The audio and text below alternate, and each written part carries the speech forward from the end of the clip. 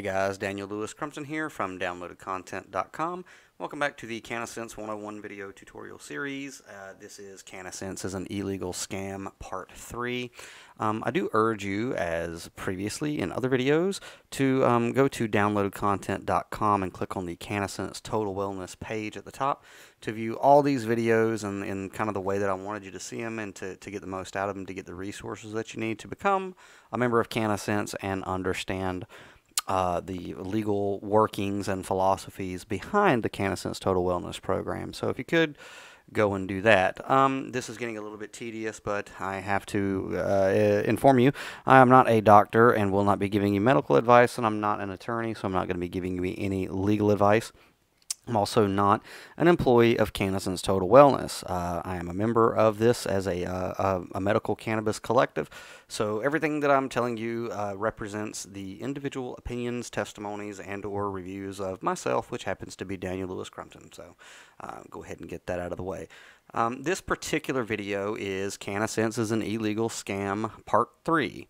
I do urge you to please watch the previous 2 videos in this little mini-series, I suppose you could say, because they kind of build on top of one another, and I don't want to rehash everything that I've already discussed, but just to kind of give you a little bit of background, the first video basically establishes what my point of view is and how I operate from the Bill of Rights and the Constitution, and how I view the Supremacy Clause in the Constitution as basically stating that the Constitution and the Bill of Rights is the supreme authority. And of course, several Supreme Court rulings have made it absolutely clear that no one can come along later and write a law or a statute or an act that contradicts the Constitution. And if they do, it is in fact a fiction of law. It does not really exist. You do not have to obey it. It cannot really be enforced, and you can engage in whatever rights that you pull from the Bill of Rights with impunity, which means you cannot be punished. And like I said in the first video, by my estimation and the estimation of a lot of other patriots, when you understand the Constitution, the Supremacy Clause, and Marbury versus Madison, then all of the other smaller legalese type arguments or points of views or objections, specifically regarding CannaSense, but you can broaden it to a lot of other things, are really kind of moot. So in all honesty, I mean, somebody who is more liberty-minded and more free-thinking really doesn't need to digest too much more past the first video. However, we live in a country that has kind of atrophied in the area of exercising their rights, and so there's a lot of but yeahs. You know, yeah, the Constitution says this, but yeah, but wait, but you know. So for the sake of those who are still kind of tied into the mental matrix of legalese and whatnot, I've kind of done these videos, but and I don't really, you know, apologize for kind of coming off a little condescending in this video, because I am a little bit perturbed, specifically today, but here in recent weeks and months, because something that I have absolutely come to a full awareness of is, you know, I'm a liberty guy, I'm a Ron Paul guy, and I came into activism in '08, and you know, whenever Ron Paul was running for president, I understood the message of liberty and freedom. I understood it to be very, very simple, and that it's on an individual basis, and that it's not really, though you can get a group or a collective of liberty-minded people, in, you know, freedom and liberty is an individual thing. It takes individual exercising of rights to really be free. So that is kind of my point of view. And when I was being introduced into the liberty movement and whatnot, there were a lot of people in, I don't know what you really want to call it anymore, alternative media, liberty media, patriot media, bloggers, radio show hosts, podcasters, speakers, stuff like that, who I really looked up to and went to for information and inspiration and guidance, and kind of fell lockstep into that. These guys really know what they're talking about. And as I kind of grew and evolved in liberty and personal freedom, Much to my dismay and disappointment, I slowly discovered that a good majority of these people don't know what the hell they're talking about, and I can't say I was too extremely shocked at that point, but a little disheartened that a lot of the people who are out there, and I'm not going to name any names and or anything like that, and I'm not talking about any particular individual. My statements here are going to kind of be addressed in a Frankenstein manner, which is a patchwork of what I have experienced from some of these figureheads. And what I've experienced is that though they tout liberty and freedom and the Constitution and the Bill of Rights, in a lot of cases it's an ignorant touting of those ideas and timid at best, not really as convicted as I and probably a lot of you out there listening would believe. That they really firmly stand behind the Constitution, the principles of the founding fathers. And like I said, I'm not pinpointing anybody individually, but on the whole, you find that a lot of them do not actually walk what they talk. A good bit of them don't really fully understand what the Bill of Rights and the Constitution says, and in places where they do, they play devil's advocate a little too much in favor of the federal government. And, whenever somebody does preface, not to play devil's advocate, but it makes me wonder why they're advocating for the devil. I mean, what part of the simplicity of freedom and liberty do you not understand? What part of the Bill of Rights are you not getting? What part of Marbury versus Madison did you think was not serious and is still, on the books? It has not been overturned. Is this lost on you?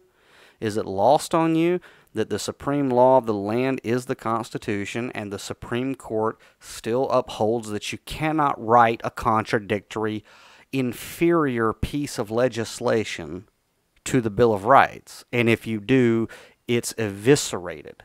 What part of that do you not get? But there's a lot of them out there. And one of my suspicions is that the reasons that there are a lot of them out there is because when you back it up to a real simple perspective of freedom and liberty, which is the Constitution, and then if we have to go too much further, let's go to Marbury versus Madison and a handful of other Supreme Court cases, but let's not swing in the ghettos of legalese. It's because not doing that kills a news cycle. There's nothing to talk about. If all these issues about gun rights and these rights and medical cannabis and things like that, if this really was up for debate as far as the Supreme Court and the supreme law of the land was concerned, there wouldn't really be a news cycle. There wouldn't be a lot of content to write about. Like, oh, that's neat. A bunch of legislatures in some backwoods county out west or down south or up north, they wrote something that infringed on my right to bear arms. Isn't that cute? That's kind of the attitude that I take, and I think that real patriots do take. So it's just been my observation that a lot of people who are out there in the spotlight of freedom and liberty might not be as freedom and liberty as they would have you believe. So that's just a point that I would like to note. It's also a point that has made me a little frustrated upon the realization of it, because me in the past, having looked to certain icons in the liberty, patriot, freedom movement, thinking that they did know what they were talking about, it's a little disheartening to know that there are still countless others out there who are still kind of, going along with the Pied Piper, and that's just not a good idea, folks. So if I sound like I'm a little frustrated and coming off a little condescending in this particular video, that's why. So anyway, let's move on. So since I've become involved in CannaSense, one of the other primary objections that I've run into is the entire issue of having a medical cannabis patient ID card in conjunction with seeking to purchase firearms or own firearms or something like that.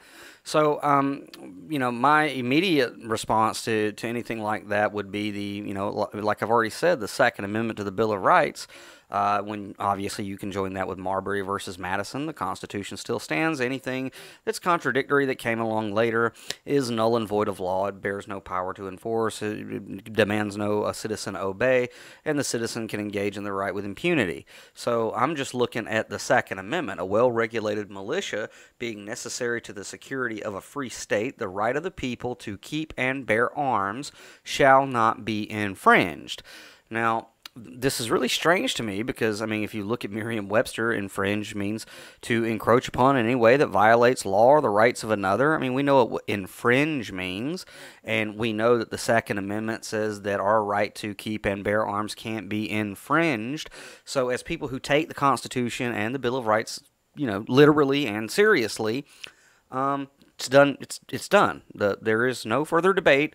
Legislatures can scribble whatever they want to scribble, and we as informed Americans don't give a shit, because that's what America is all about. They can write whatever they want to write, but we still have a Constitution. It's still the supreme law of the land. There's still a Second Amendment that says they cannot infringe upon our right to keep and bear arms. So really the conversation should end there. So you could see why I'm a little frustrated while I'm talking about this, because it's a key principle of freedom that people who are touting freedom out there need further explanation. They need to go further. They need more. And so, I don't understand why there's a need there. But evidently some people just have that need. So in regards to CannaSense and obtaining a medical cannabis recommendation and a medical cannabis ID card, there is concerns with this ATF form that you fill out. I believe it's 4473. It's a firearms form. I don't know. I've never filled one out. Don't ever really intend to. But, it exists. So it's like this has, caused a lot of people out there who are patriots to kind of, stop in their tracks. I'm a rootin', tootin', shootin' American, and I need my firearms for protection and in case the government ever becomes tyrannical, and I'll have my guns unless they pull out a sheet of paper, 4473, then I guess we got a problem. It makes no sense to me. It's like, are you an American or not? The Founding Fathers, whenever they set up this republic, I don't think the British came at them with pieces of paper. I think it was a little bit more drastic. But anyway, so I want to take a minute and kind of look past the Second Amendment, past Marbury versus Madison, and really look at the firearms transaction record sent out by the Bureau of Alcohol, Tobacco, Firearms, Explosives in light of CannaSense. So here we go. So get inside my head and follow me into a gun store where I'm going to be purchasing a firearm, and this magical 4473 form is given to me. And so we come to the critical question, which is question 11E in regards to CannaSense. Are you an unlawful user of or addicted to marijuana or any depressant, stimulant, narcotic drug, or any other controlled substance? So right out of the gates, my thinking is that, am I an unlawful user of? I'm not quite sure if you guys are Hannibal Lecter fans or if you've read the books or seen the movies or anything, but there is a critical scene in Hannibal Rising where Hannibal Lecter, who is quite guilty of the murder of Paul Mumon, is hooked up to a polygraph and is asked by the inspector, do you have any guilty knowledge of the death of Paul Mumon? To which Hannibal Lecter replies, guilty knowledge? And of course he replies no and passes the polygraph. Why? Because of one key word in there that made the question untrue or made it impossible for him to answer in the affirmative. I would say that for me, if I were to fill this out, are you an unlawful user of or addicted to marijuana? I would have no problem personally checking no. And the reason I would have no problem is because The Constitution, Bill of Rights, the Declaration of Independence, these things are the laws of the land, and they allow me the opportunity to pursue happiness, which includes my well-being, and I don't even know what marijuana is. I don't really use marijuana. I don't speak Spanish.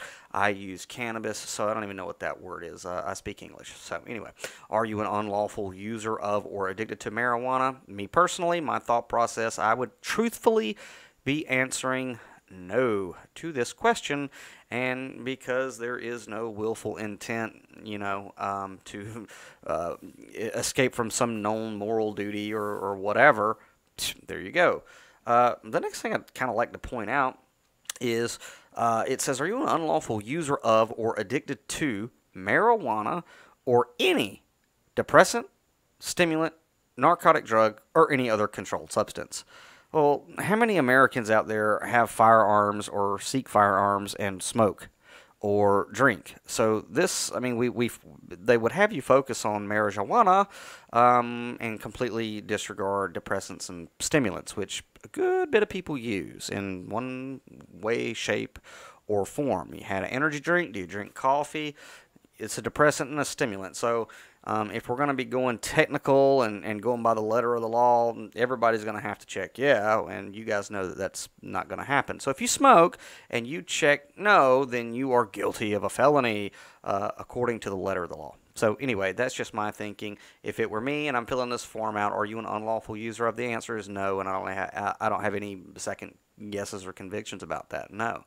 Oh, and there's a big bold warning here. Warning: the use or possession of marijuana remains unlawful under federal law, regardless of whether it has been legalized or decriminalized for medicinal or recreational purposes in the state where you reside. Thank you for that information. We really appreciate that.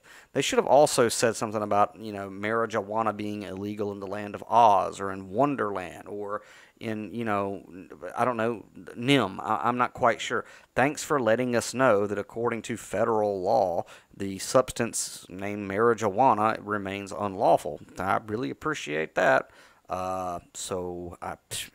Anyway, I would check no because that's just my conscience says that no, I'm not an unlawful user or addicted to marijuana. You know what it is. I use cannabis and I use it lawfully. So that's kind of what I would do.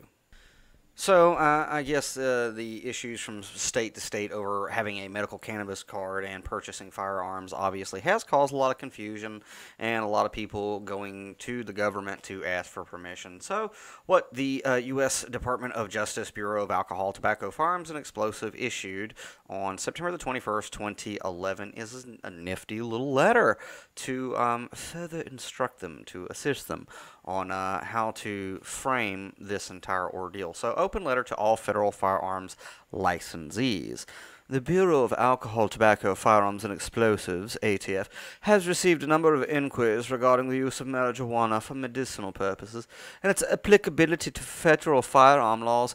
The purpose of this open letter is to provide guidance on the issue and to assist you, a federal firearm licensee, in complying with federal firearms laws and regulations. A number of states have, naughty states, passed legislation allowing under state law the use or possession of marijuana for medicinal purposes, and some of these states issue a card authorizing the holder to use or possess marijuana under state law. During a firearms transaction, a potential transferee may advise you that he or she is a user of medical marijuana. I screwed that up. Medical marijuana. Or present a medical marijuana card as identification or proof of residency. Okay, let me stop right there.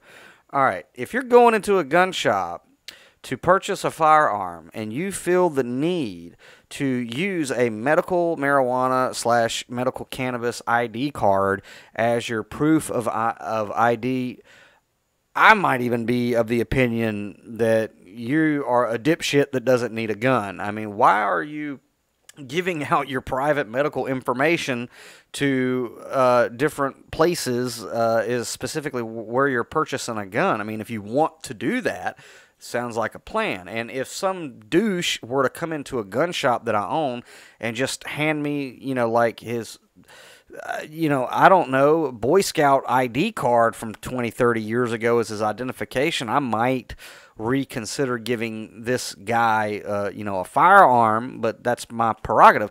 But what I want to point out here is that what the ATF is saying is that, hey, listen, if these dipshits give you a medical marijuana card, come on, man.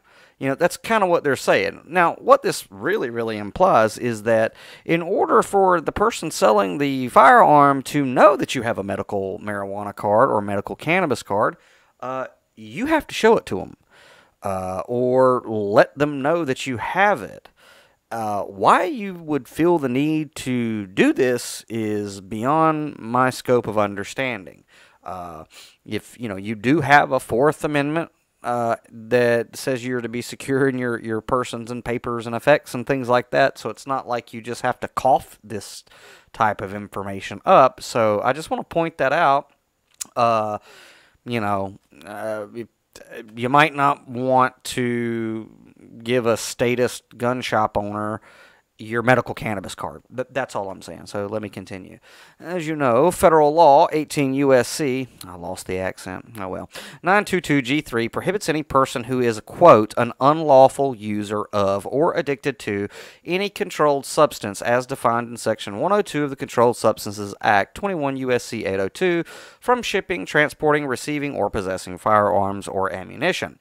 Marijuana is listed in the Controlled Substances Act as a Schedule I controlled substance. Now, I want to put a bookmark in your brain about cannabis being a Schedule I.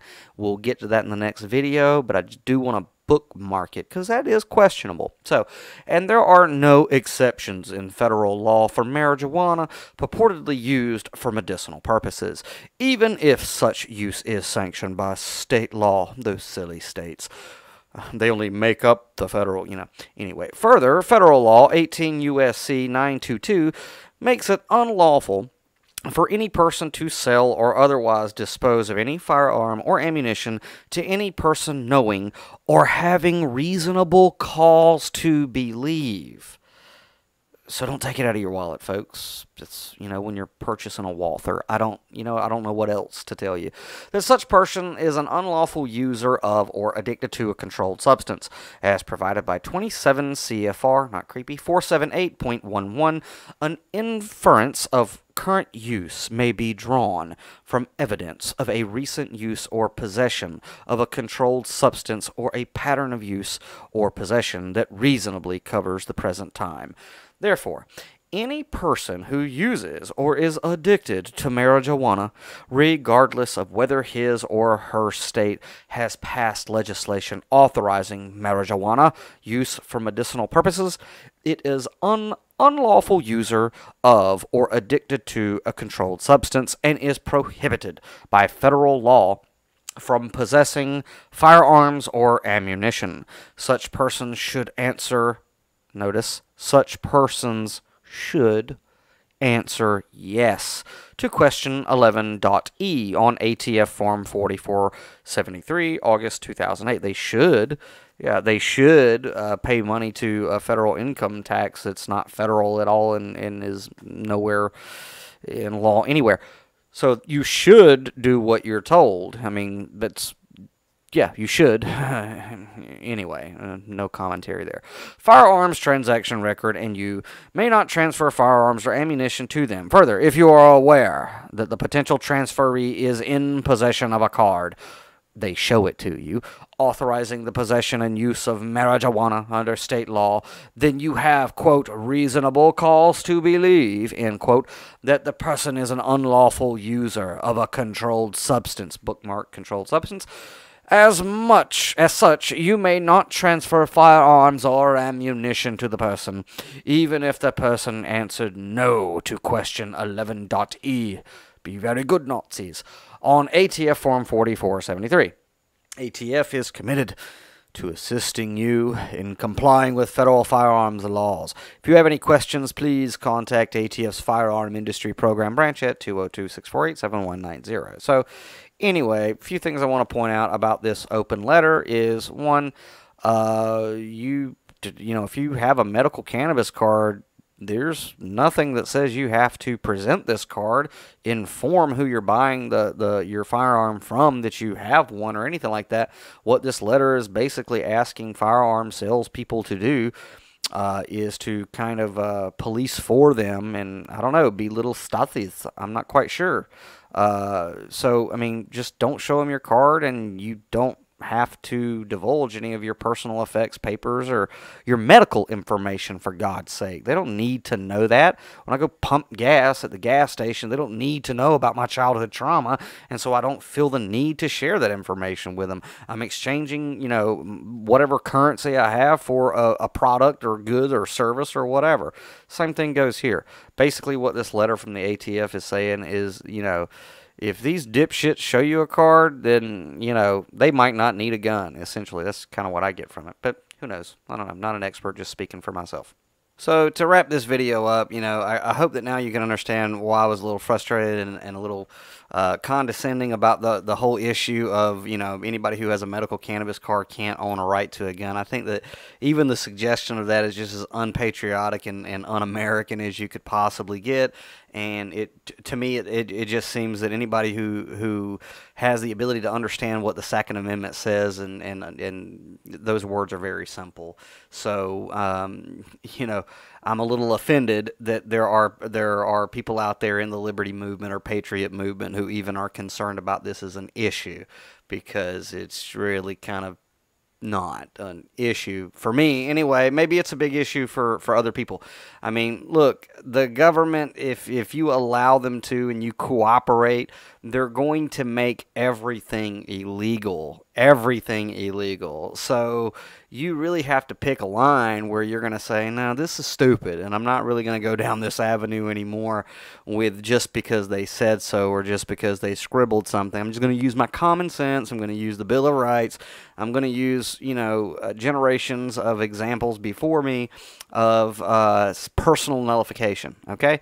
You don't have to, as I said in the very first video in this mini-series, you don't have to have anything branded unconstitutional in open court of law for it to be unconstitutional. It is unconstitutional before the ink is dried. So, and like I said, I've had this conversation about gun rights and having a medical cannabis card with several people in the liberty/patriot movement. So if you're a little butthurt about this and think that I was specifically talking to you, please don't do that, because I've had this conversation ad nauseum, and this has basically been my reply with the same amount of condescension or condensation. Now, condensation's an air conditioner. Looking down through your nose snooty-like is...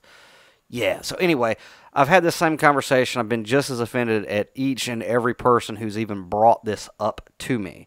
I mean, I live in Georgia, and in Georgia, they're trying to make people with post-traumatic stress disorder not have a right to firearms, and that's like every veteran that's ever come back from overseas, okay? So, no, clearly, you know, I don't know any veterans who were like, oh, well, can't own a firearm, and turned it in.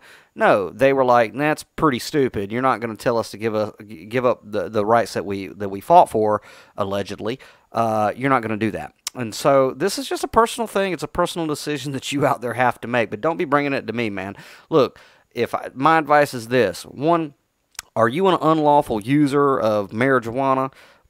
Only you can answer that. My answer to that question is no. Okay, I am not.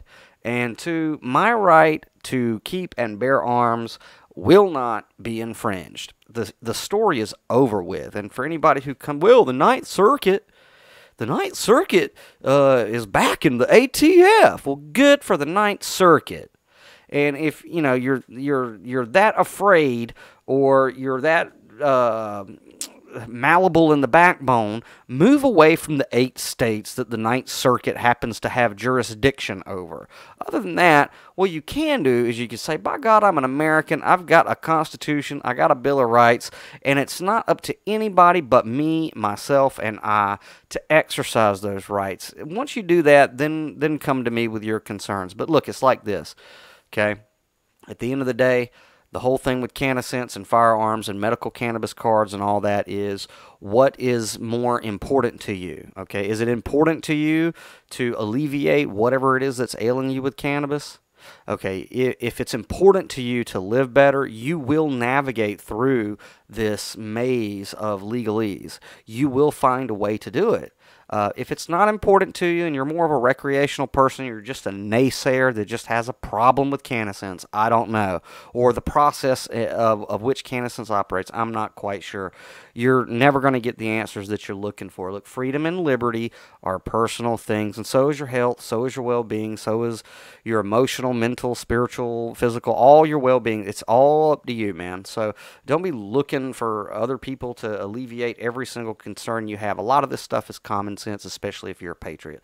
So in the next video, I'm going to be talking about the schedule, the federal narcotics schedule, and its relation to cannabis. So until then, be well. And guys, if you are appreciating what I'm doing, please spread these videos. Let people that you know who could benefit from cannabis use know about what's going on. Send them to downloadedcontent.com to the CannaSense Total Wellness page. And for those of you who listen to the podcast and read my writings and follow my work, please consider being a patron at patreon.com/DLC. I really would appreciate it. So until next time, guys, be well. Thanks.